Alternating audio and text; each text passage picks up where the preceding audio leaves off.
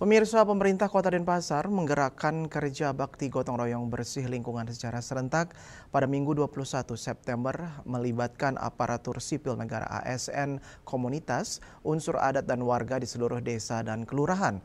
Aksi sosial ini dilaksanakan sebagai upaya percepatan pemulihan pasca banjir.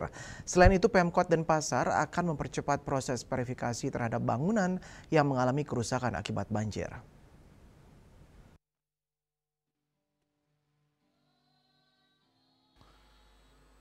Wakil Wali Kota Denpasar, Kada Agus Arya Wibawa di sela-sela peringatan Hari Pupuran Badung ke-119 menyatakan, kerja bakti gotong royong diikuti melibatkan ASN, perangkat desa, kelurahan, komunitas kelompok masyarakat, dan warga. Ia berharap Senin 22 September seluruh lingkungan di Kota Denpasar bersih dari dampak banjir. Dengan langkah terpadu ini, Pemkot Denpasar optimis pemulihan pasca banjir dapat berjalan lebih cepat dan kondisi lingkungan kembali normal. Terkait verifikasi bangunan yang rusak, pihaknya menargetkan seluruh pendataan segera rampung agar bantuan dari BNPB, pemerintah pusat, bisa segera disalurkan kepada masyarakat terdampak.